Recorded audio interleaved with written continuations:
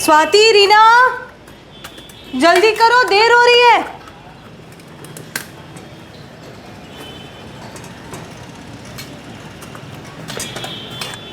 स्वाति, रीना, इसलिए कहती हूँ देर रात तक टीवी मत देखा करो, फिर दोनों उठने में दिक्कत करती हो। चलो।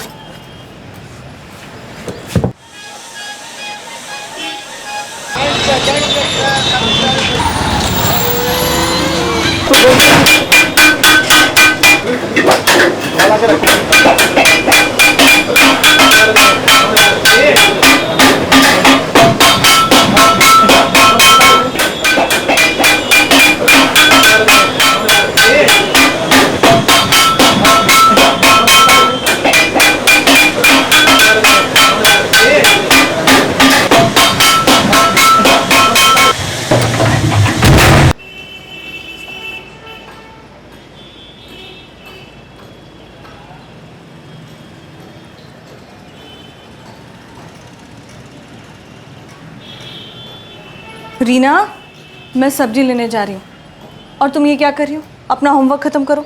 हाँ माँ, बस थोड़ी देर में। मेरे आने तक होमवर्क हो जाना चाहिए। ओके ओके, पहले आप जाओ तो सही।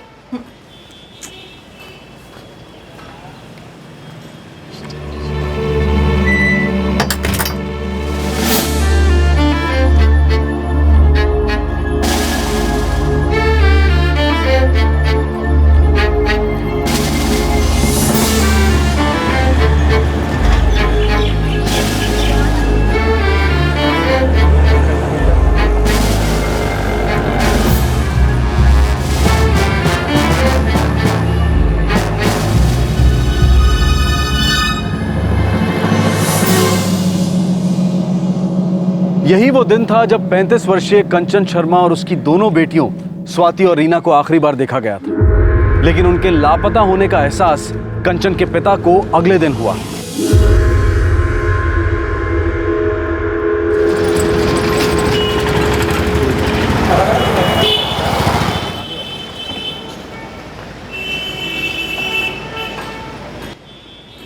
The number you have called is currently switched off.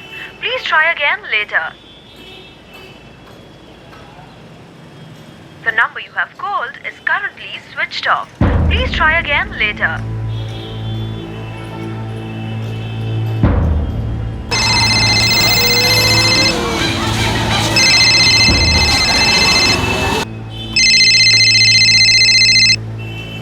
जयन, पापा का फोन है।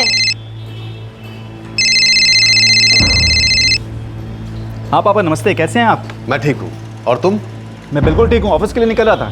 जयंत, तेरी कंचन से बात हुई क्या? हाँ पिछले हफ्ते हुई थी। क्या बात है? उसका फोन स्विच ऑफ आ रहा है। परसों से उससे बात नहीं हुई, फोन क्यों बंद है समझ नहीं आ रहा। पापा कुछ देर बाद ट्राई करना, हो सकता है दीदी बिजी हो सकता है स्वाति और रीना के स्कूल के पीटीएम में गई होगी, इसलिए फोन बंद रखा होगा। ठीक है। The number you have called is currently switched क्या off. हुआ? अभी स्विच ऑफ आ रहा। अब मुझे चिंता हो रही है। एक काम करिए, जगदीश को फोन लगाइए, वो कंचन के घर जाके देख के आएगा।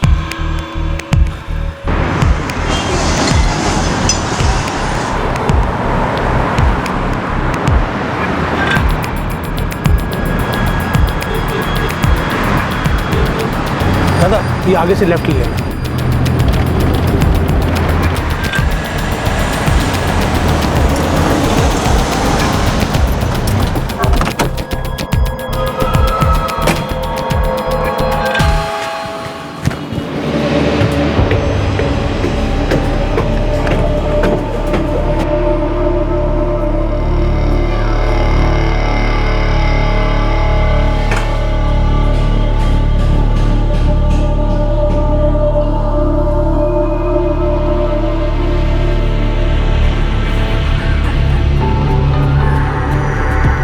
दादा, आर्क रोड ले लो।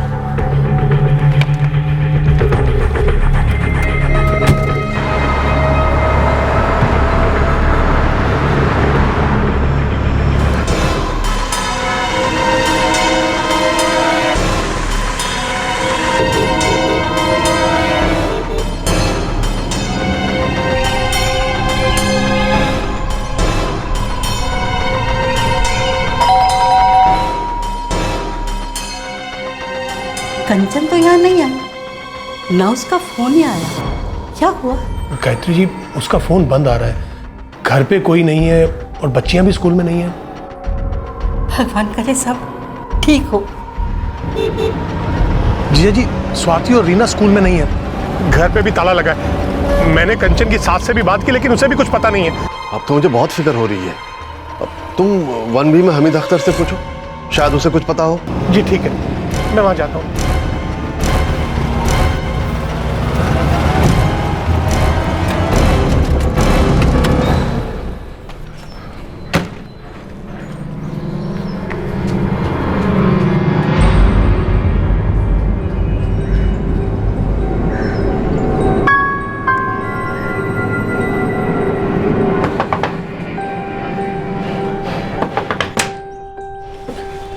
जी हामिद भाई घर पे हैं? जी, वो तो घर पे नहीं है। आप? कंचन शर्मा जो आपके ऊपर रहती है, मैं कंचन का मामा हूँ। ओह अच्छा, आइए ना। जी नहीं, वो दरअसल कंचन घर पे है नहीं, उसका फ़ोन भी बंद आ रहा है और बच्चे भी स्कूल में नहीं है। आपको कुछ अंदाज़ा है वो सब लोग कहाँ गए होंगे? नहीं, मुझे तो नहीं पता।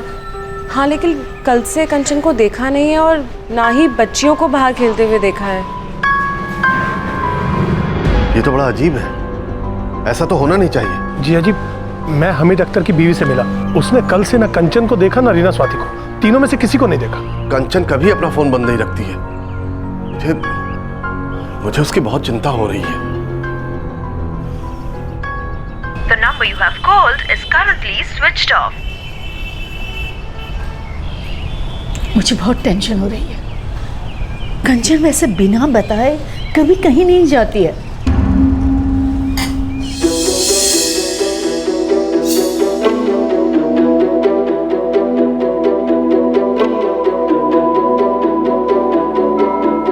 यही थाना पड़ता है, Kharnaul police station.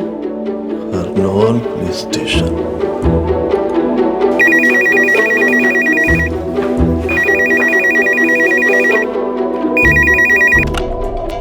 PSI Atanu Chatterjee, Kharnaul police station. जी मैं रामेश्वर राठौर बोल रहा हूँ, बरोहाबाद उत्तर प्रदेश से। सर, मेरी बेटी कंचन शर्मा और उसकी 2 बच्चियाँ रीना और स्वाति न जाने कहाँ गायब हो गई है। उनसे कोई संपर्क नहीं हो रहा। वो खरनौल एरिया में ही रहते हैं। उनका फोन बंद है, घर पर ताला लगा है। आपको मिसिंग कंप्लेंट करानी है क्या? पता नहीं, लेकिन ऐसा कभी नहीं हुआ। अच्छा ठीक है, हम कुछ करेंगे, लेकिन उसके लिए आपको यहाँ आकर के शिकायत दर्ज करवानी होगी। बाकी फ़ोन पे तो ये सब नहीं हो सकता ना। सर, आपकी बात मैं समझ रहा हूँ, लेकिन कोलकाता आने में हमें टाइम लगेगा ना। दादा, आपको यहाँ पर आना पड़ेगा, यहाँ आकर के शिकायत दर्ज करवानी होगी। अभी मैं और आपकी कोई मदद नहीं कर सकता। जयंत बेटा, मैं कल सुबह लखनऊ से फ्लाइट से निकल जाऊंगा। जी पापा, मैं भी कल दोपहर की ट्रेन से निकलूंगा। आपसे कोलकाता में मिलता हूँ ना, आप जगदीश मामा के साथ जाके कंप्लेन कर देना। ठीक है बेटा, मैं टिकट बुक कराता हूँ। मैं भी चलूंगी। तुम यहीं रुको, तुम्हें ब्लड प्रेशर की प्रॉब्लम है। नहीं, मैं भी चलूंगी। यहाँ मैं अकेली नहीं रह पाऊंगी। पता नहीं कंचन, रीना, स्वाति, मेरी बच्चियों को क्या हो गया है। सुलेखा, चिंता मत करो। अच्छा ठीक है, तुम भी साथ चलो। एक बुजुर्ग दंपति को इतना लंबा सफर तय करके व्यक्तिगत रूप से कंप्लेंट दर्ज कराने क्यों आना पड़ता है? उनके आए बगैर पुलिस ने मिसिंग कंप्लेंट क्यों नहीं दर्ज की? किसी भी तरीके से कंप्लेंट पुलिस तक पहुंचते ही कार्रवाई क्यों नहीं शुरू हो सकती है? किसी के खुद शिकायत दर्ज कराने के बाद ही क्या जुर्म पुलिस की दखल के काबिल माना जाता है, कॉग्निजेबल ऑफेंस बनता है?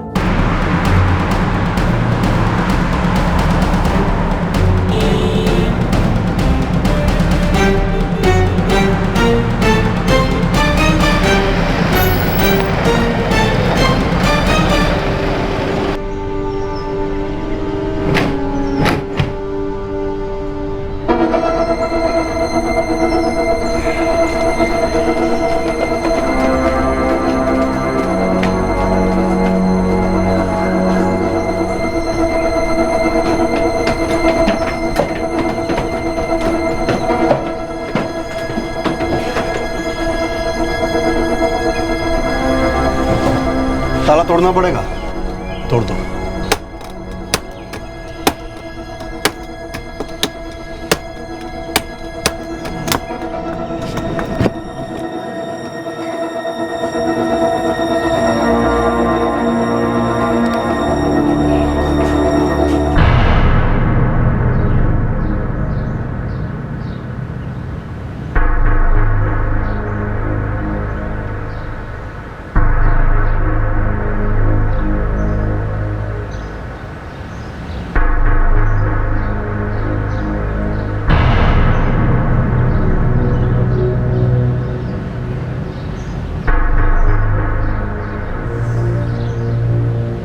अंदर चेक करो। जी सर।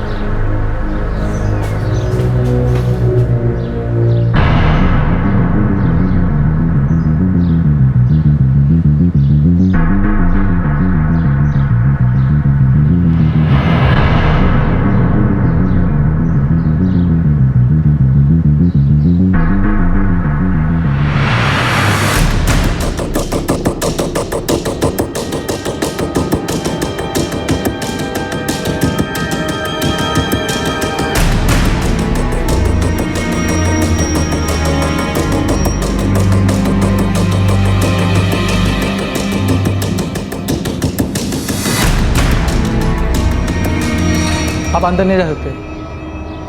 क्या मिला आपको? अभी तक कुछ नहीं, आप अंदर नहीं जा सकते। सर एक कार्ड भी मिला। फॉरेंसिक टीम को बुला लो। जी सर।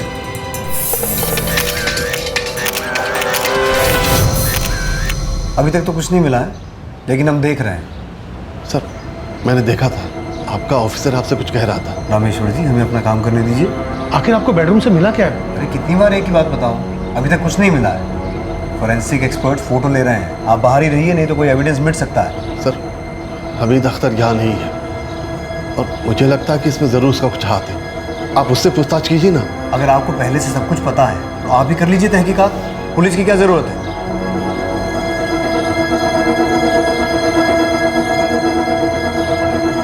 कंचन के घर में ऐसा क्या मिला था जो परिवार के लापता होने की गुत्थी सुलझा सकता था? क्या उस अहम कड़ी को नजरअंदाज किया जा रहा था, या फिर उनके गायब होने के पीछे कोई और ही राज था जो अगले कुछ घंटों में जाहिर होने वाला था? बेटा ये मुझे कुछ पता ही नहीं रही। पापा मैं कल दोपहर तक पहुंच जाऊंगा। मुझे कंचन, रीना, स्वाति की बहुत फिक्र हो रही है। हाँ पापा मैं समझ रहा हूँ, लेकिन आप अपने आप को संभालिए। आपको माँ को भी संभालना है ना, बहुत परेशान हो रही है। तो जल्दी आ जा बस। हाँ पापा।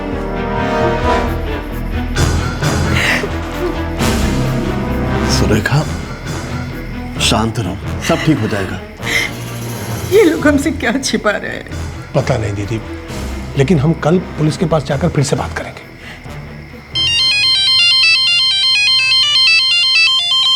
सुरेखा, कंचन का फोन। हाँ कंचन बेटा, कहाँ हो तुम? नहीं सर, मैं राजू बोल रहा हूँ। राजू? सर जी, कंचन और बच्चे इधर पुणे में। पुणे में? वहाँ कैसे चले गए? वो इधर कंचन जी की किसी दोस्त की शादी में आए हुए हैं। राजू मुझे कंचन से बात करनी। वो भी रिसेप्शन में है सर। आपको बताना भूल गई थी, इसलिए मुझे फ़ोन करने के लिए बोला। कंचन जी और दोनों बच्चे बिल्कुल ठीक हैं। हेलो हेलो हेलो, क्या हुआ? फोन कट गया।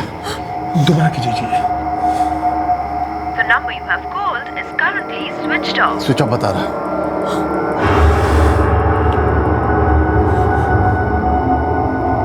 नहीं, कंचन ऐसा कभी कर ही नहीं सकती। मुझे फिक्र हो रही है, जरूर वो किसी मुसीबत में है। मुझे लगता है हमीद का इसमें कुछ तो हाथ है।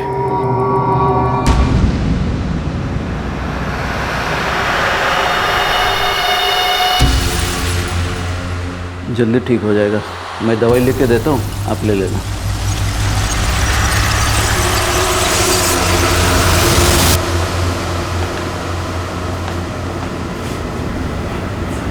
इसका मतलब तो वो अपनी मर्जी से गई है और उसी ने आपको इन्फॉर्म नहीं किया?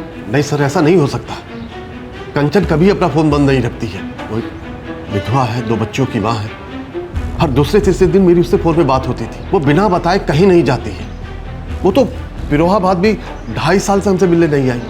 हम ही उससे मिलने आते थे, क्योंकि कंचन कभी भी अपने बच्चों का स्कूल मिस नहीं करना चाहती।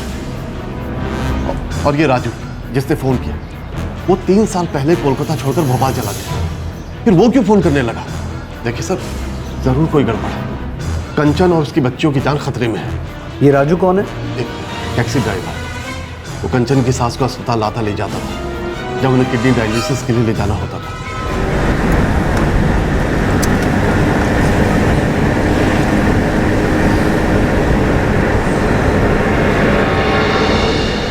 ये 3 साल पुरानी बात है, जब राजू शहर छोड़कर चला गया, और तब से आज तक वो कभी किसी के टच में नहीं रहा। रामेश्वर जी, आप शुरू से ही हमीद अख्तर पर उंगली उठा रहे हैं। उसकी आपकी बेटी कंचन से कोई दुश्मनी? वो मेरी बेटी से घर वापस खरीदना चाहता था। पहले वही उस घर का मालिक था। कंचन ने मुझे कई बार फोन करके बताया कि वो आके झगड़ा करता है उससे।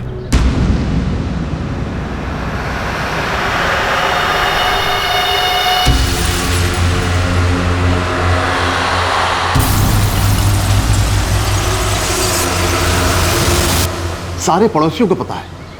आप बनर्जी से जाकर पूछिए, हमीद ने एड़ी चोटी का जोर लगा दिया था घर वापस लेने के लिए, और रेट के मामले में कंचन को चीट कर रहा था। कंचन उसे घर वापस नहीं बेचना चाहती थी। सर, कंचन के हस्बैंड की एक एक्सीडेंट में मौत हो गई थी। उसके बाद वो अपनी बच्चियों के स्कूल के पास ही घर खरीदना चाहती थी। उससे पहले तो वो अपनी सास के घर में ही रह रही थी सर। और इस घर के बारे में राजू ने ही उसे बताया था। घर कहाँ है? खानोन एरिया में, स्वाति और रीना के स्कूल के एकदम पास है। और मैं हमीद अख्तर को अच्छे से जानता हूँ, घर के जो मालिक हैं। अच्छा, तो फिर मीटिंग करा दो, मैं पापा को बुला लेती हूँ। ठीक है। 2A फर्स्ट फ्लोर पे।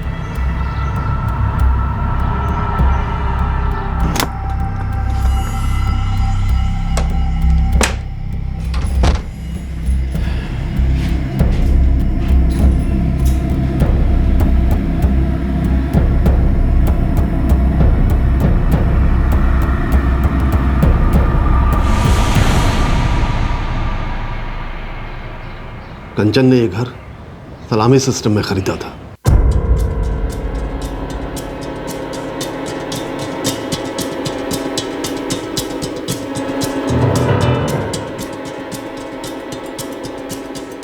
देखिए, सलामी सिस्टम मुझे मंजूर है। आप एक काम कीजिए, आप 18 लाख रुपए मुझे दे दीजिए और 2 साल तक हर महीने 1500 रुपए किराया देते रहिएगा। ठीक है, हमें मंजूर है। लेकिन एक बात मैं क्लियर कर देना चाहता हूँ, 2 साल के बाद अगर आप ये घर बेचना चाहें तो इसे खरीदने का पहला मौका आप मुझे देंगे। अगले हफ्ते रजिस्ट्रेशन कर देंगे।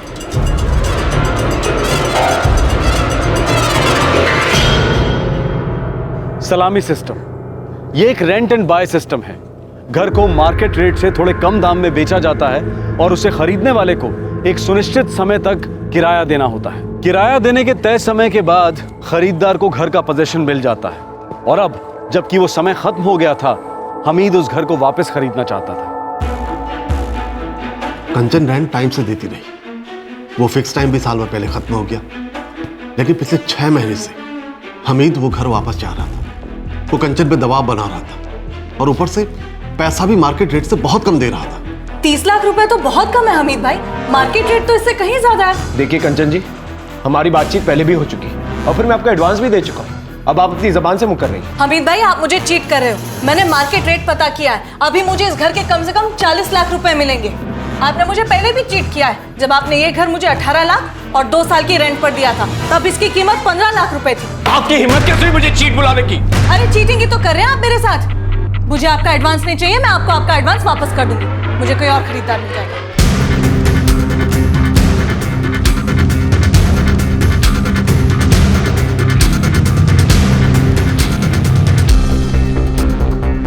हमीद हर रोज उससे घर बेचने के लिए झगड़ता था। अब वो गायब है तो वो इसके पीछे है। सिर्फ इसलिए कि वो उसे घर नहीं बेच रही। सर, आप एक बार उससे पूछताछ करके तो देखिए। मुझे लगता है आपकी बेटी अपनी मर्जी से गई है।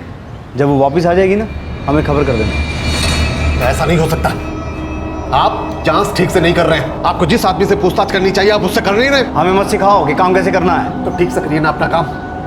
ये मत समझना कि मैं बूढ़ा हूं तो कुछ भी चलेगा। मैं तब तक इस पुलिस स्टेशन से बाहर नहीं जाऊंगा जब तक आप हमीद को बुलाकर उससे पूछताछ नहीं करते। ठीक है, मैं कर लूंगा पूछताछ। नहीं, उसे अभी यहां बुलाइए। मैंने कहा ना बुला लूंगा। कल सुबह आ जाना, बता दूंगा उसने क्या बोला।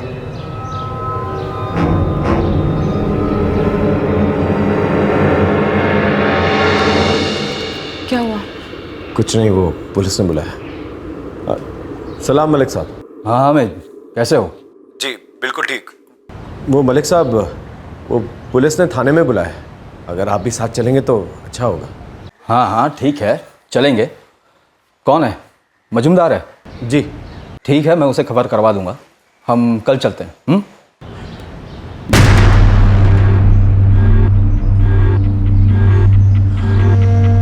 हाँ अकरम, तुम भी साथ चलो और वो अहमद को भी साथ ले लेना, ठीक है?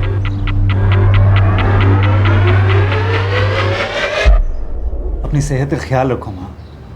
हम कंचन, रीना, स्वाति तीनों को जल्दी ढूंढ लेंगे। लगातार पुलिस के टच में हैं हम लोग। लेकिन पुलिस भी तो कुछ नहीं कर रही।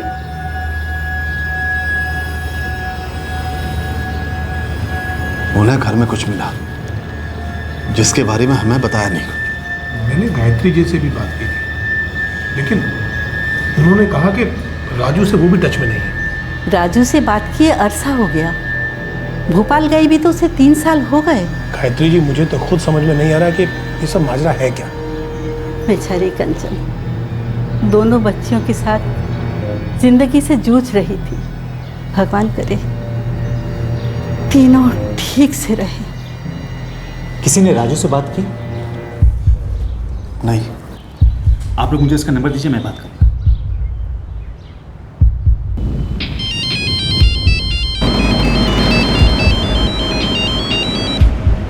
हेलो। हेलो राजू। हाँ जी, बोल रहा हूँ। राजू, मैं कंचन शर्मा का भाई जयंत बोल रहा हूँ।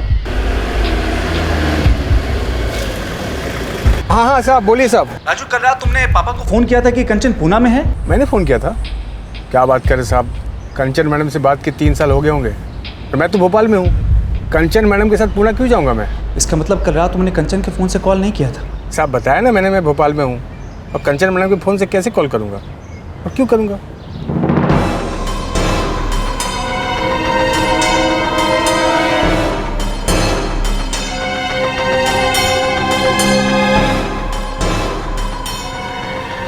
क्या बोला उसने? पापा वो तो कह रहा है कि उसने फ़ोन नहीं किया।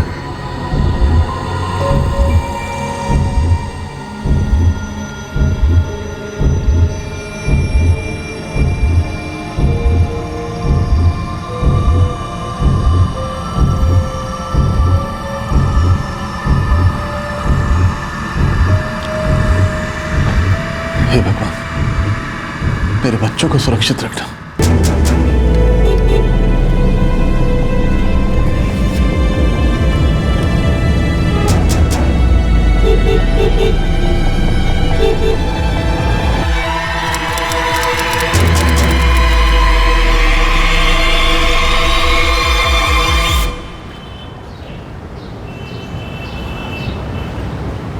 सलाम रामेश्वर जी। ये क्या रामेश्वर जी, आप अपनी बेटी के गायब होने का इल्ज़ाम मुझ पे लगा रहे हैं, जबकि 15 लाख रुपए का एडवांस वो मुझसे ले चुकी है, अब तक वापस नहीं किया है। मेरी बेटी, उसकी बच्चियां कहाँ हैं? देखिए रामेश्वर जी, अपनी बेटी की करतूतों का इल्ज़ाम आप मुझ पे लगा रहे हैं, ठीक बात नहीं है।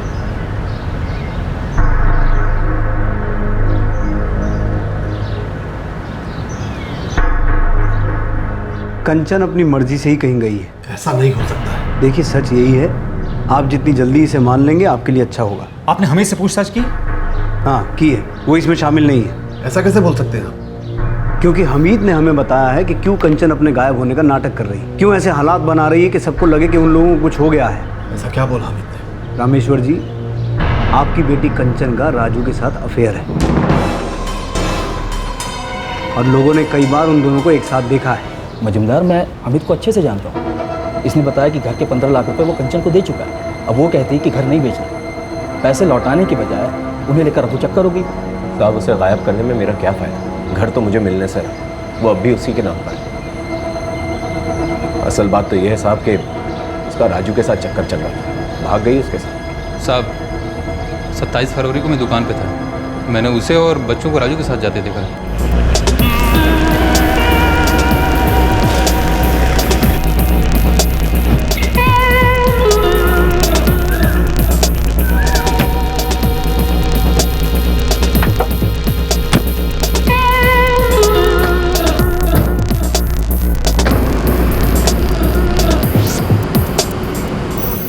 साहब, मैं बीवी बच्चे वाला इज्जतदार आदमी, सारा मोहल्ला जानता है। फजूल में मुझ पे इल्ज़ाम लगाया जा रहा है। सर, मैं इनकी गारंटी देता हूँ, मैं हामिद भाई को बरसों से जानता हूँ, ये ऐसा कुछ कर ही नहीं सकते। वो अपने अफेयर के बारे में अपनी फैमिली को नहीं बता सकती थी, इसलिए घर से भाग गई और ये ड्रामा खड़ा कर दिया। वो जो फ़ोन आया था कि वो पुनः शादी अटेंड करने गई थी, वो राजू और उसी का प्लान होगा। उसके माँ बाप को फालतू में लग रहा है जैसे उसे कुछ हो गया।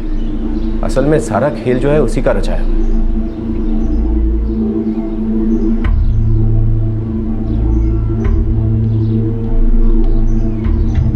देखिए यही सच है। नहीं, ये नहीं हो सकता। मेरी बहन ऐसा कुछ नहीं कर सकती। देखो घर वालों को तो हमेशा ऐसा ही लगता है ना। ऐसा नहीं है सर।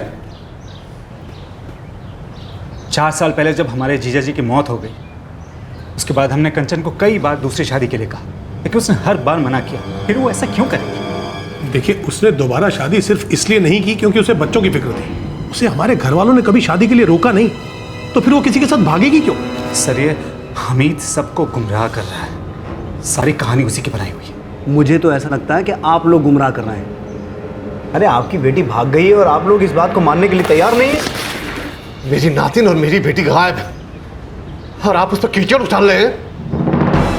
आपको उसके घर से ऐसा कुछ मिला जिसे आप हमसे छुपा रहे हैं।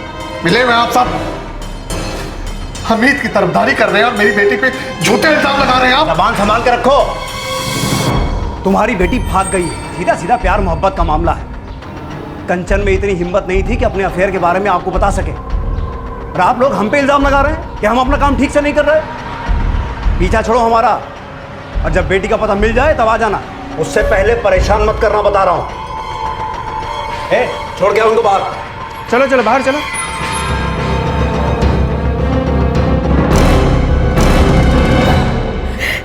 मेरी बच्ची।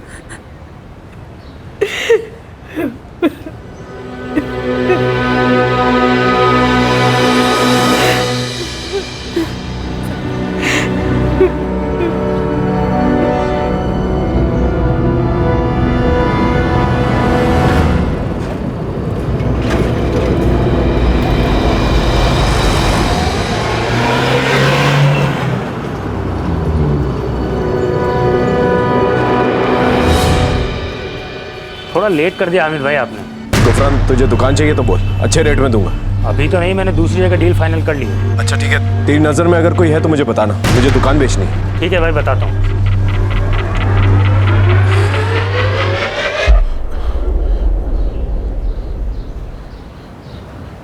जीजा जी, मैंने अपने एक दोस्त से बात की है। वो क्राइम ब्रांच के डीसीपी को जानता है।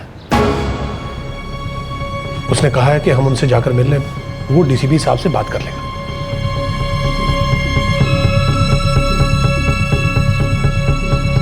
मुझे उम्मीद है कि वो हमारी मदद जरूर करेंगे।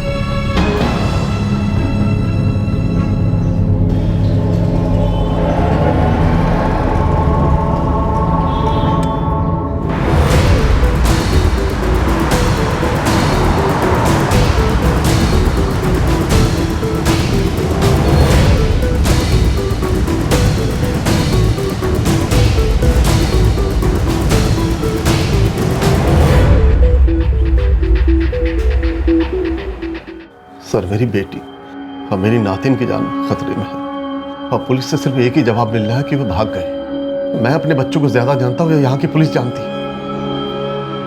पुलिस अपना काम नहीं कर रही है। उनके लिए किसी के खो जाने का जैसे कोई मतलब ही नहीं है। मेरे होम टाउन से आए बिना वो मेरी कंप्लेंट तक दर्ज करने को तैयार नहीं थे। फिर एक आदमी हमीद एक मनगढ़ंत कहानी बताता है और पुलिस उसे परम सत्य मान बैठी और मुझे भी उस सच को मानने के लिए मजबूर कर रही है।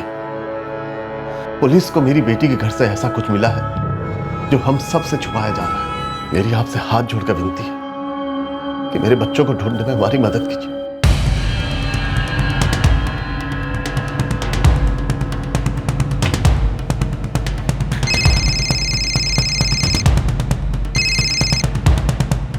Good morning sir. परवेज एक इंपॉर्टेंट केस है। खरनौल इलाके से 3 लोगों का परिवार लापता है, एक माँ और उसकी 2 बेटियां। मैं चाहता हूं कि तुम्हारी टीम अब इस केस को हैंडल करे। Sir, it's an urgent matter. Sure sir. आपकी बेटी और आपकी नातिन आपको मिल जाएंगी।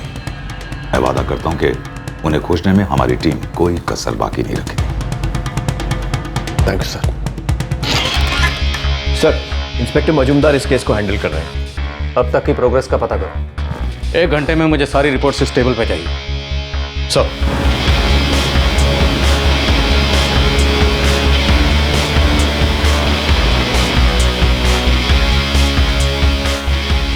इस केस में जांच करने लायक कुछ है नहीं। वो रामेश्वर राठौर बेकार में हल्ला मचा रहा है। दरअसल उसकी बेटी किसी ड्राइवर के साथ भाग गई है। फॉरेंसिक डिपार्टमेंट ने पूरे घर का मुआयना किया था, राइट? जी जी, फोटोग्राफ्स भी लिए थे। इस फाइल में आपको सबके बयान और केस की सारी डिटेल मिल जाएगी। कंचन शर्मा और उसकी बेटियों को आखिरी बार 26 फरवरी को देखा गया। सर यही वो दिन है जब बच्चे भी आखिरी बार स्कूल गए थे। और आज है 3 मार्च, मतलब माँ और बच्चों को गायब हुए 5 दिन हो चुके हैं। और सर रामेश्वर जी का कहना है कि उनकी बेटी कंचन के साथ उनकी हर दूसरे तीसरे दिन फ़ोन पे बात हुआ करती थी। सर अचानक एक आदमी राजू रामेश्वर जी को फ़ोन करके बताता है कि उनकी बेटी कंचन पुणे आई हुई है किसी शादी को अटेंड करने। सर जी, कंचन और बच्चे इधर पुणे में। क्योंकि हो सकता है झूठ हो, क्योंकि रामेश्वर जी के मुताबिक वो हर दूसरे तीसरे दिन अपनी बेटी के साथ टच में रहते थे फ़ोन पर। तो ऐसे कैसे हो सकता है कि वो बेटी अपने फादर को बिना कुछ बताए कहीं भाग जाएगी?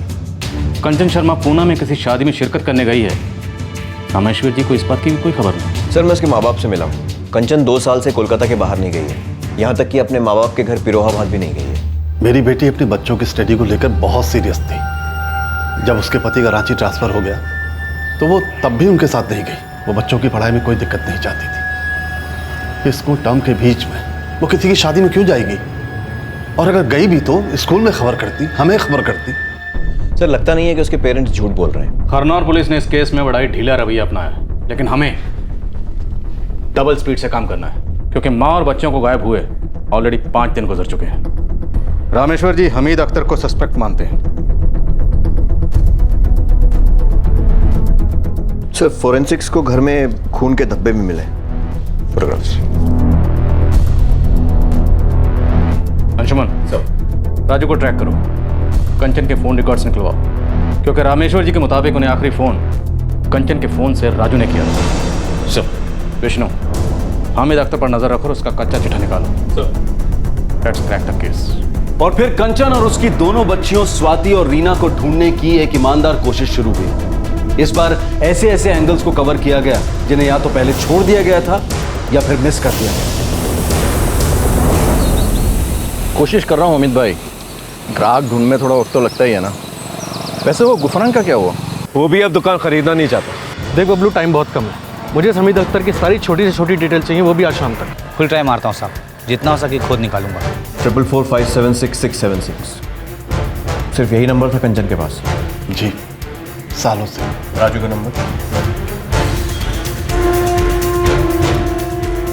444789878। Anshuman Tagore, crime branch. मुझे शाम तक कंचन शर्मा और राजू गुप्ता दोनों के नंबर्स सारी डिटेल्स चाहिए। ओके सर, शाम तक आपको सारी डिटेल्स मिल जाएंगी।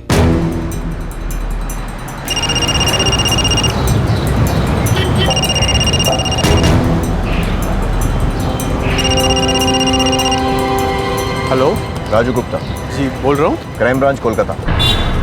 जी जी जी साहब। तुमने कंचन शर्मा के मोबाइल से उसके पिता को फ़ोन किया था? साहब उन लोगों का भी फ़ोन मेरे पास आया था साहब, उनको भी मैंने बता दिया साहब। मैं आपको भी बता दूं साहब, मुझे कुछ नहीं पता कि कंचन मैडम कहाँ है। मैंने तुमसे ये तो पूछा ही नहीं कि कंचन शर्मा कहाँ है। मुझे बली का बकरा बनाया जा रहा है साहब। मैं एक साधारण टैक्सी चलाने वाला आदमी हूँ साहब, जिसने कभी कंचन मैडम की मदद की थी, बस। ठीक है, ज़रूरत पड़ने पर दोबारा कॉल करूँगा, लेकिन याद रखना अगर फ़ोन बंद मिला तो तुम्हें बहुत मुश्किल हो जाएगी।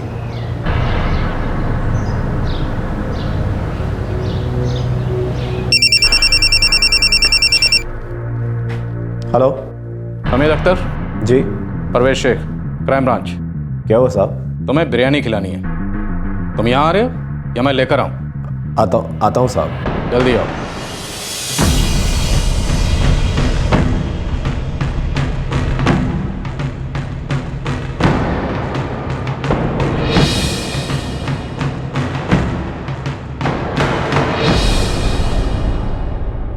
आप हामिद को इतना परेशान क्यों कर रहे हैं साहब?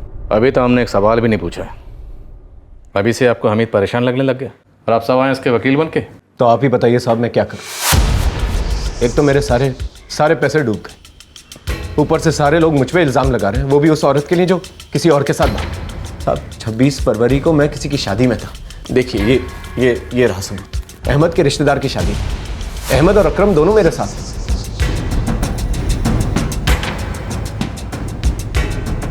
और मैंने कब कहा कि कंचन और उसके बच्चे 26 फरवरी को ही गायब हुए, पहले भी हो सकते थे। हाँ, कंचन के फादर को उनके गुमशुदा होने की इतला 27 फरवरी को मिली। आप बात को इतना घुमा फिरा कर क्यों कह रहे हैं साहब? आपको हमीद पे शक है ना, तो सबूत पेश कीजिए। मैं तो कह रहा हूँ ये बेकसूर है। नेताजी आप कह रहे हैं? हमने तो सुना है कि एक पॉलिटिशियन जो कहे मतलब उसका बिल्कुल उल्टा निकालना चाहिए। फोन नंबर क्या है तुम्हारा? 444-980-9. आराम से। 444-980-989. ठीक है, तुम लोग जा सकते हो, लेकिन दोबारा ज़रूरत पड़ी तो फिर बुलाऊंगा, और जितनी बार मन होगा उतनी बार बुलाऊंगा।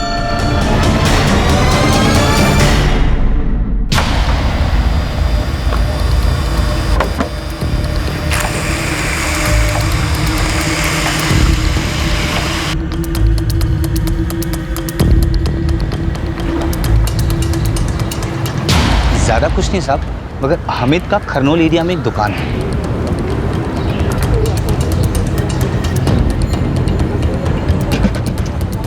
कॉस्मेटिक की दुकान है साहब, पिछले कुछ दिनों से बंद है। और कुछ? छोटी सी बात है मगर कितनी इंपॉर्टेंट है ये आप देखो। 26 फरवरी की दोपहर को हामिद और कंचन की बिल्डिंग में 2 बड़े ट्रंक डिलीवर हुए।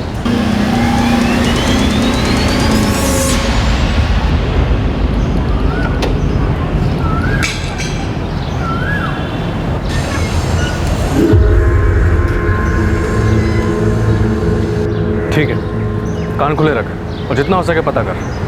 ठीक है सर। सर, कंचन शर्मा के फ़ोन की लोकेशन तो कोलकाता ही दिख रही है। इसका मतलब है राजू ने रामेश्वर जी को जो कॉल पूना से की थी, दरअसल वो कॉल पूना से नहीं कोलकाता से ही की गई थी। नहीं सर, राजू की लोकेशन हमेशा भोपाल ही दिख रही है। तो फिर वो कॉल किसने की थी? हामिद अख्तर? सर, इसके कॉल रिकॉर्ड्स में भी ऐसा कुछ अजीब नहीं मिला है। इतना तो पक्का है कि 27 फरवरी की रात को कंचन शर्मा का फ़ोन किसी के पास था, जिससे उसने रामेश्वर जी को फ़ोन किया। लेकिन सर, फिर अकरम ये क्यों बोल रहा है कि उसने कंचन और उसकी बेटियों को राजू के साथ जाते हुए देखा?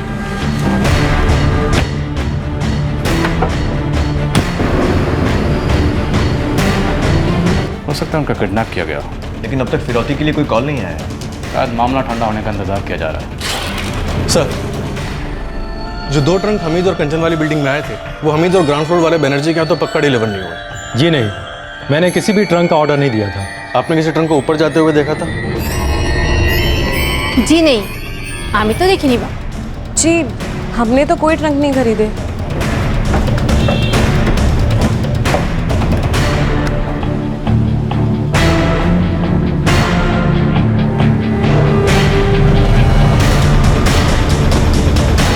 और सर, कंचन शर्मा वाले फ्लोर पे जो दूसरा घर है वो कई सालों से बंद है। क्या ये हो सकता है कि उन ट्रंक्स का ऑर्डर कंचन शर्मा ने दिया हो?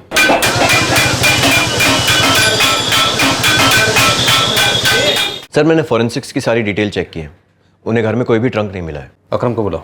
सर। नहीं साहब, कंचन और उसके बच्चों के साथ कोई ट्रंक नहीं थे। मेरी दुकान तो कोठी के सामने ही है, मैं पूरे दिन वहीं रहता हूँ। मैंने किसी ट्रंक को आते नहीं देखा। ठीक है, जाओ। सर, पुरानी बस्ती में ट्रंक्स की एक होलसेल मार्केट है। सुबह सबसे पहले इस मार्केट में चेक करो। आई एम श्योर ये अकरम झूठ बोल रहा है।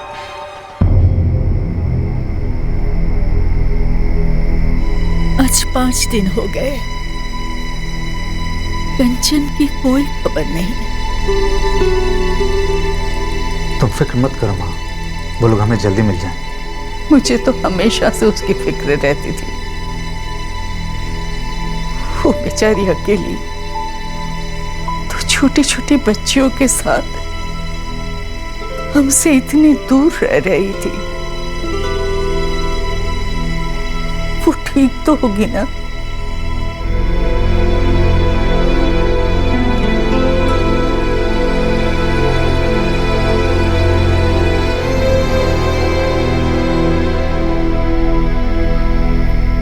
नहीं, हमें तो घर के अंदर कोई ट्रंक्स नहीं मिले।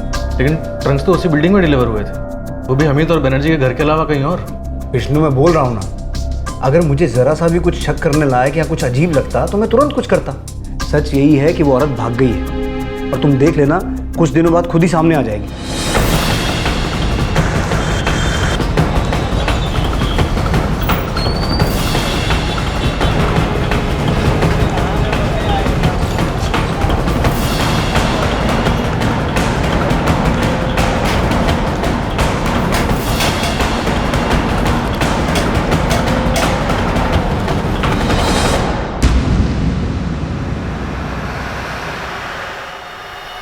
घाव तो भर गया है पर निशान जाने में थोड़ा टाइम लगेगा। हेलो, हाँ मलिक भाई। मलिक भाई वो बार बार पूछताछ करने के लिए मेरे घर चले आते हैं। तुम टेंशन मत लो, मैं ऊपर बात करके कह दूंगा कि वो लोग तुम्हें परेशान करना बंद कर दें। जी।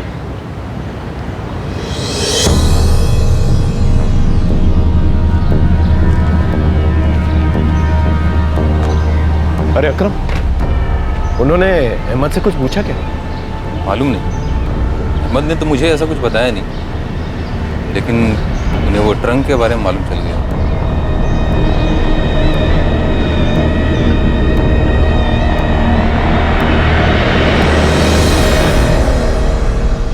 जी साहब, एक खरनौल इलाके की जिस बिल्डिंग की आप बात कर रहे हो ना, वहाँ हमने डिलीवरी की थी ट्रंक की। कौन से घर में?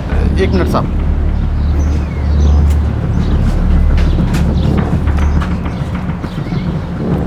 इधर तो सिर्फ बिल्डिंग का नाम लिखा है, घर का नहीं लिखा साहब। ये आदमी था जिसने ऑर्डर दिया था? नहीं साहब, वो कोई यंग लड़का था। रसीद दिखाओ। जी साहब।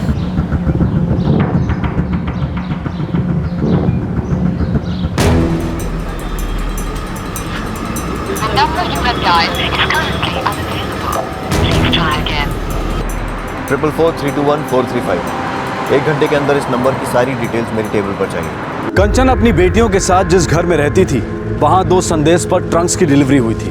कुछ ऐसे फोन नंबर्स थे जो रहस्य के पर्दे में काम कर रहे थे। 5 दिन गुजर चुके थे पर कंचन शर्मा और उसकी बच्चियों का अब भी कुछ अता पता नहीं था। जैसे जैसे दिन गुजरते जा रहे थे उसके साथ साथ उनके गायब होने का राज भी गहराता जा रहा था। गुफरान नाम है साहब उसका।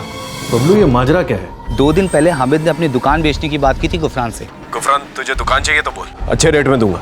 साहब 1 साल पहले जब गुफरान उसकी दुकान खरीदना चाहता था तब हामिद ने बेचने से मना कर दिया, पर अभी अचानक सस्ते में बेचने को राजी हो गया है। इस गुफरान को बोल क्राइम ब्रांच ऑफिस में आके जरा हाजिरी दे।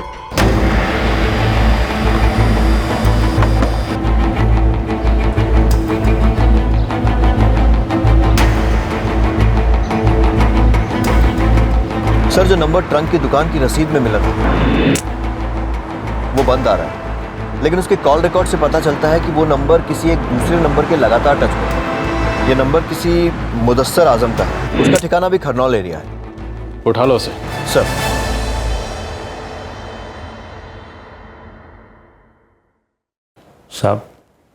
साहब मैं गुफरान। बैठो। गुफरान, मैं तुमसे उस दुकान के बारे में जानना चाहता हूँ जो हमें तुम्हें भी बेचना चाहता था। साहब मैं 1 साल पहले उसे खरीदना चाहता था, तब दुकान खाली पड़ी थी, लेकिन हामिद भाई बेचना नहीं चाहते थे। फिर उन्होंने वहाँ कॉस्मेटिक का धंधा शुरू किया। अब अचानक मेरे पास आई कि मुझे दुकान बेचनी है, वो भी सस्ते दामों में, लेकिन अब मैं नहीं खरीदना चाहता। इस हमीद को तुम काफ़ी पहले से जानते हो ना? हाँ साहब जानता हूँ, एक ही मोहल्ले में रहते हैं। गुफरान, हमीद ने कंचन की फैमिली के साथ कुछ किया है क्या? अभी मत कहना तुम्हें इसके बारे में कुछ पता नहीं है। सुना है साहब, सब सुना है, लेकिन मैं जानता कुछ भी नहीं। साहब पहले तो हमीद भाई एक आम इंसान हुआ करते थे जैसे कि हम सब, लेकिन अभी कुछ टाइम पहले से वो थोड़े से अकड़ू और चिड़चिड़े हो गए और दिखावा भी करते हैं। ये सब जब से वो लोकल नेता मलिक के करीब हो गए तब से ऐसा हुआ। ठीक है, समझो।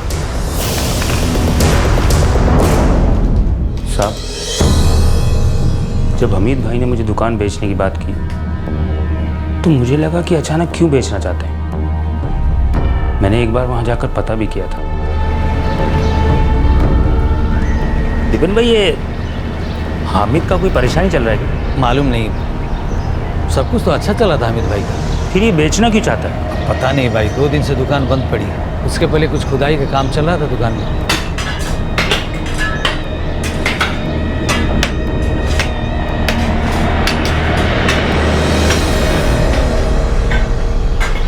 क्या हुआ अमित भाई, कुछ हुआ है क्या? अरे कुछ नहीं दादा, वो लीकेज था, उसे ही ठीक करा रहा। मुझे अजीब लगा था साहब, उनका धंधा भी अच्छा चल रहा था, तो क्यों इतने कम दामों में बेचने की बात कर रहे थे?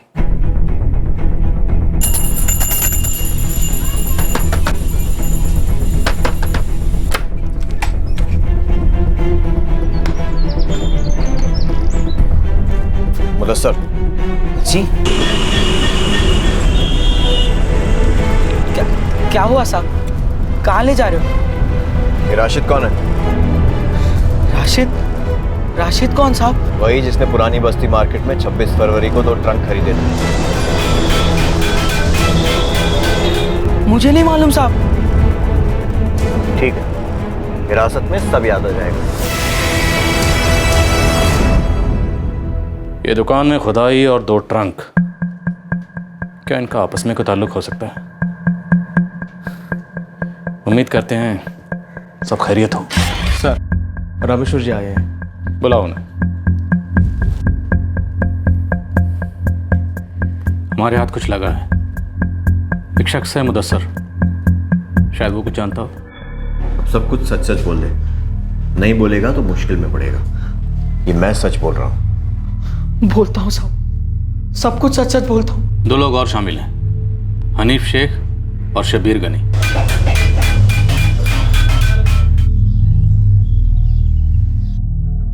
सर, आपको क्या पता चला है? शाम तक बताऊंगा आपको। सर, हमें यहाँ आए हुए 6 दिन हो गए और हर वक्त यही लगता है कि जैसे कोई बुरी खबर होगी। देखिए, मैं समझ सकता हूँ, लेकिन जब तक हमें कंफर्म नहीं हो जाता हम आपको कुछ नहीं बता सकते। सो प्लीज़ शाम तक वेट कीजिए। अरे साहब, आप मुझे लेके कहाँ पे जा रहे हो? मुझे अरे साहब, मुझे ये तो बताओ मैंने किया क्या? साहब मुझे, अरे साहब छोड़ो, मुझे कहाँ लेके जा रहे हो आप? साहब मैंने किया क्या है?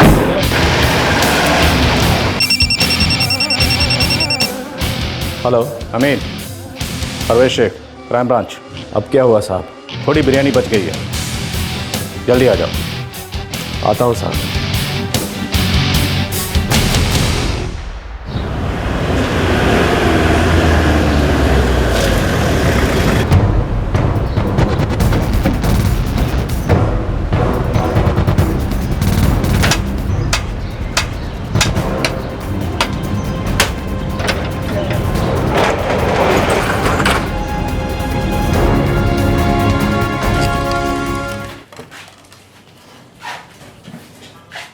तुम हमेशा अपने साथ ये बारात लेकर क्यों चलते हो? क्यों इसे परेशान कर रहे हैं साहब? बात ऊपर तक ले जानी है क्या? नेताजी, ऊपर नीचे रहने दीजिए। इन तीनों बंदरों को तो मैं अंदर डाल रहा हूँ, लॉकअप में बंद कर रहा हूँ, क्योंकि इनका कच्चा चिट्ठा मेरे सामने खुल चुका है। कहीं आपका भी इसमें इन्वॉल्वमेंट तो नहीं है? लेके जाओ इन्हें। क्या कर साहब? मैंने साहब मेरी बात तो सुनो साहब। ये सब मुझे परेशान करने के लिए किया जा रहा है।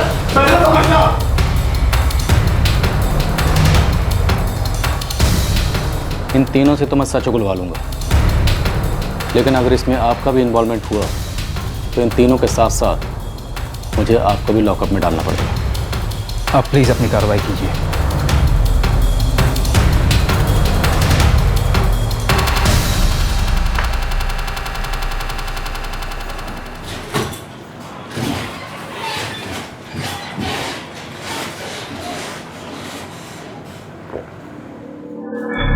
इधर है साहब।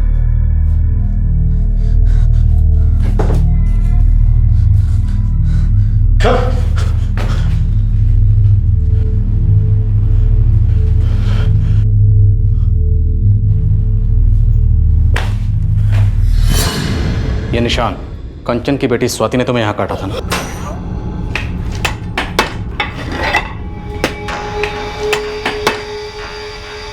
तुम्हारे कजिन मुदस्सर ने हमें सब कुछ बता दिया है, एक एक डिटेल। बोलता हूँ साहब, सब कुछ सच सच बोलता हूँ। 25 फरवरी से 26 फरवरी सुबह तक तुम्हारी दुकान में खुदाई चल रही थी। मुझे भी अजीब लगा साहब। उसने कहा लीकेज है, उसके बाद ना तो उसने कभी दुकान खोली और ना ही कभी मजदूर दिखाई दिए। रात भर खुदाई चली साहब, 26 की सुबह मजदूरों ने पहली चाय मेरी दुकान से पी।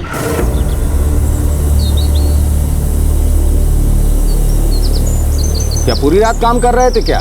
हाँ, सेठ बोले रात को ही करना पड़ेगा, बड़ी जल्दी थी उनको। किस लिए कर रहे थे खुदाई? हमें क्या पता, खोदने के लिए बोले थे, खोद डाला, फिर वो बोले कि खुद ही भर देंगे। इस सब से मुझे क्या लेना देना साहब? हमें सब कुछ पता चल चुका है। मुदस्सर के साथ हमारी एक टीम तुम्हारी दुकान में मौजूद है।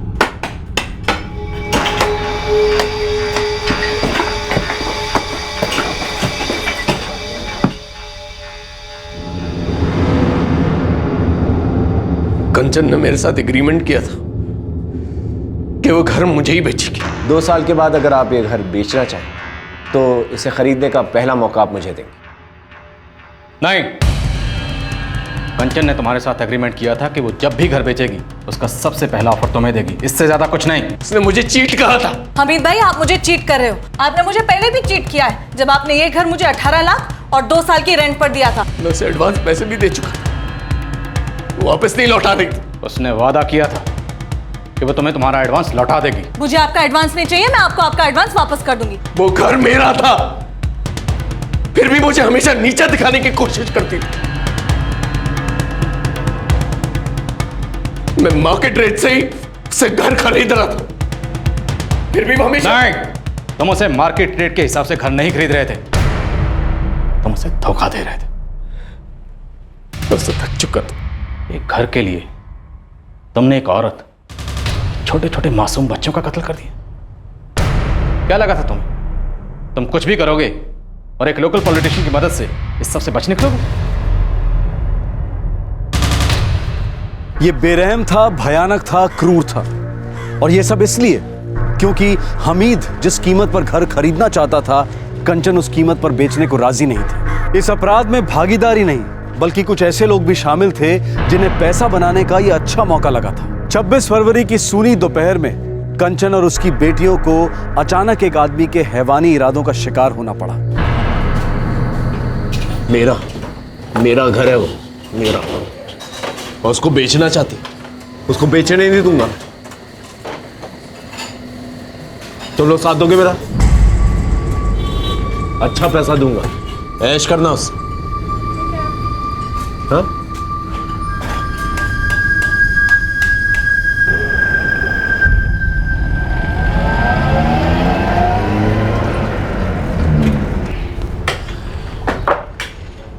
सुनो, चाहे जितना भी टाइम लगे, कल सुबह तक एक काम खत्म हो जाना चाहिए, ठीक है?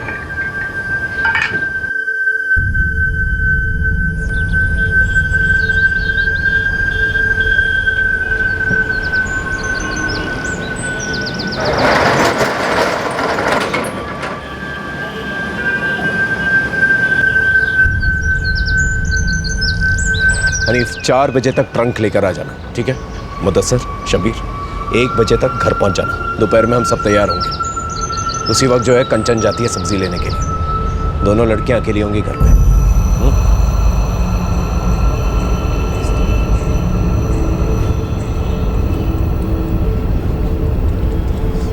रीना, मैं सब्जी लेने जा रही हूँ और तुम ये क्या कर रही हो? अपना होमवर्क खत्म करो। हाँ माँ, बस थोड़ी देर में।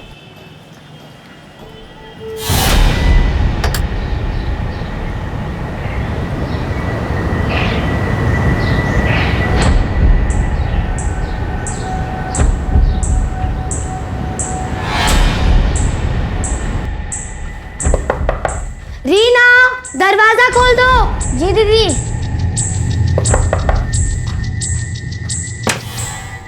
जी अंकल।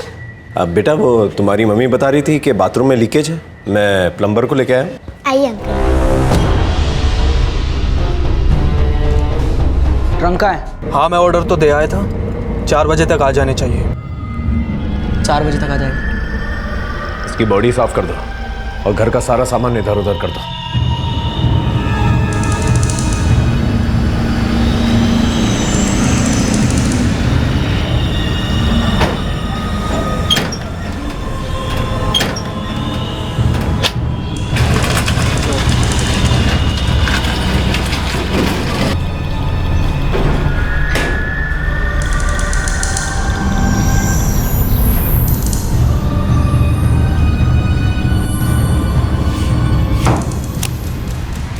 बॉडी कहाँ है?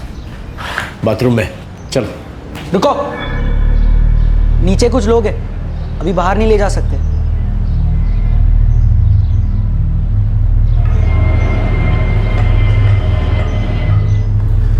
हमें थोड़ा इंतजार करना होगा। एक काम देर रात करते हैं, सुबह होने से पहले। उस वक्त सभी लोग गहरी नींद में सोए होंगे। शबीर एक काम कर, तू नीचे जाके डी और परफ्यूम लेके आ। लाशें जल्दी ही बदबू मारना शुरू कर दी। चल जल्दी जा।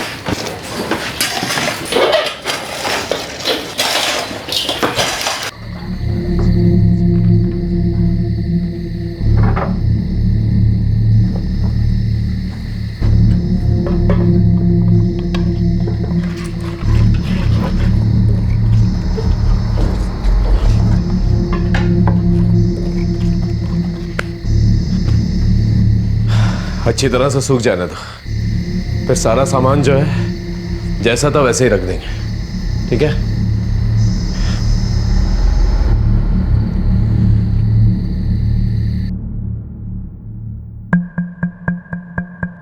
पक्का इन दोनों को भी पता था कि तुमने कत्ल किया। क्या ये दोनों भी इसमें शामिल थे?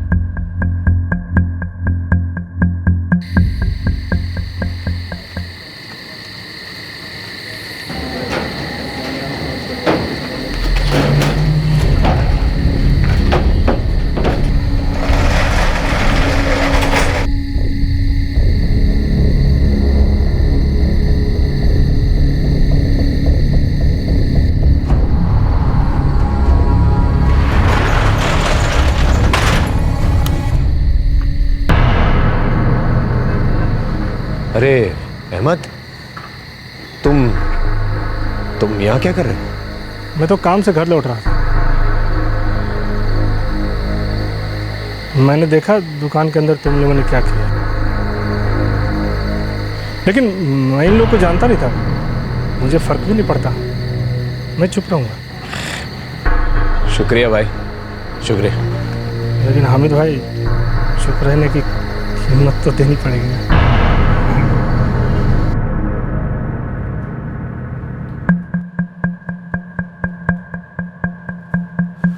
तुझे इसमें क्या मिला?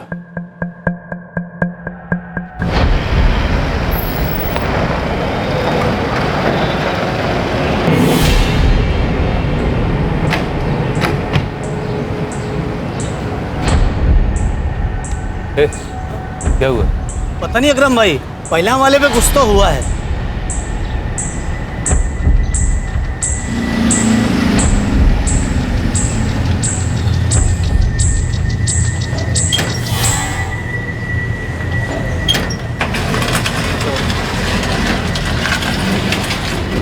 फिर मैंने सुना कि हामिद भाई पे पुलिस को शक हो गया, फिर समझ गया मैं।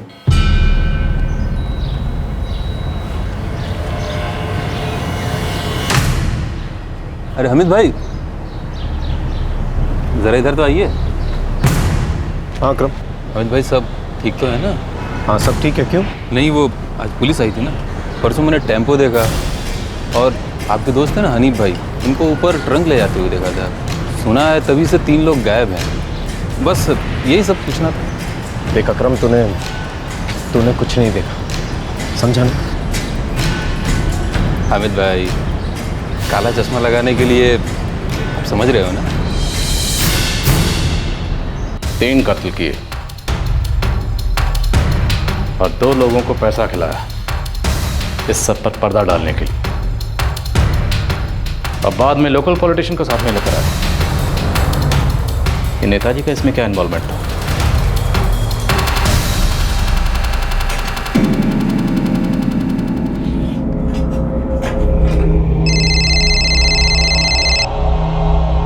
हेलो जयंत, क्राइम ब्रांच से प्रवेश शेख। हाँ सर, कुछ खबर? जी,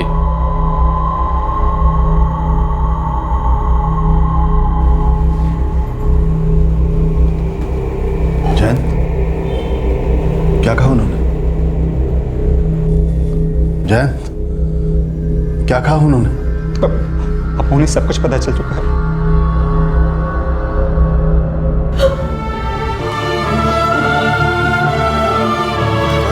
जी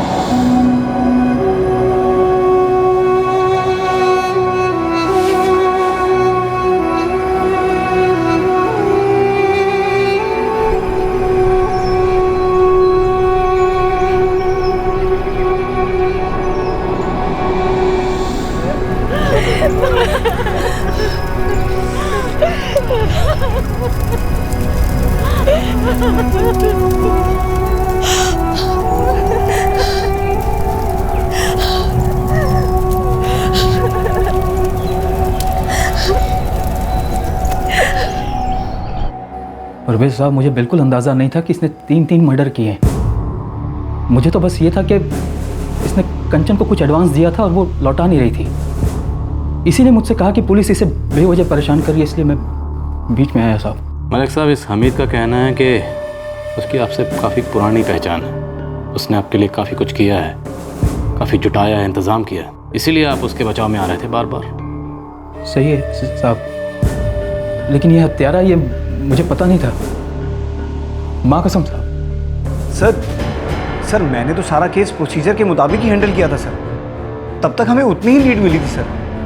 तो सर वैसे उसके फादर को कंचन के मोबाइल से ही फ़ोन आया था, तो हमें लगा कंचन भाग गई है सर।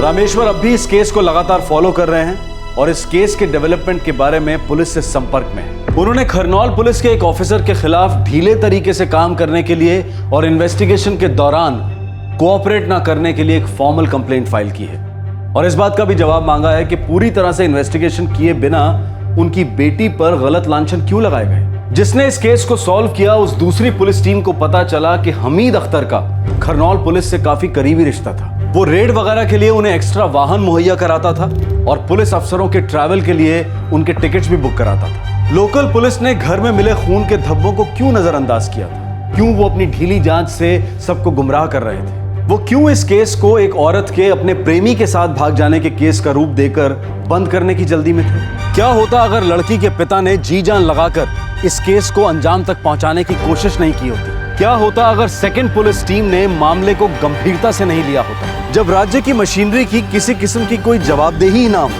तो राज्य की हालत को खस्ता ही कहा जाता है। कितनी दयनीय हालत है कि एक परेशान पिता जब अपनी बेटी की खैरियत के लिए पुलिस स्टेशन में फोन करता है तो पुलिस तब तक कुछ भी करने से मना कर देती है जब तक कि वो खुद पुलिस स्टेशन नहीं आता, चाहे इस बीच कितना ही अहम वक्त बर्बाद क्यों ना हो जाए। क्या प्रशासन की खामियों को ठीक करने के लिए हमेशा अदालत के हस्तक्षेप की जरूरत है? क्या हमारे द्वारा चुने हुए प्रशासनिक नेता कभी इन सब कमियों के लिए जवाबदेह और जिम्मेदार नहीं ठहराए जाने चाहिए? वो 5 आरोपी अभी हिरासत में हैं, उनमें से एक मुदस्सर नाबालिग है। हमीद, हनीफ और शब्बीर को आईपीसी की धारा 302 के तहत हत्या करने के लिए, 201 के तहत सबूत मिटाने के लिए, 120 बी के तहत आपराधिक षड्यंत्र करने के लिए, धारा 34 के तहत एक ही मंशा से कई लोगों द्वारा कार्य करने के लिए और धारा 378 के तहत चोरी करने के लिए बुक किया गया है। अकरम और अहमद को आईपीसी की धारा 203 के तहत जुर्म के संबंध में झूठी जानकारी देने के लिए, धारा 120 बी के तहत आपराधिक षड्यंत्र करने के लिए और धारा 34 के तहत एक ही मंशा से कई लोगों द्वारा कार्य करने के लिए बुक किया गया है। इन्वेस्टिगेशन के दौरान पता चला कि लोकल पॉलिटिशियन मलिक इस अपराध के बारे में कुछ भी नहीं जानता था। अदालत में इस केस की सुनवाई शुरू होना और सिद्ध होना अभी बाकी है। आपसे फिर मुलाकात होगी क्राइम पेट्रोल दस्तक में एक और नए केस के साथ। तब तक अपना ख्याल रखें, सुरक्षित रहें और सबसे जरूरी सतर्क रहकर एक अच्छे नागरिक का फर्ज अदा करें। जय हिंद। इस तरह के और भी एपिसोड देखने के लिए हमारे चैनल को सब्सक्राइब करें और बेल आइकन दबाना ना भूलें।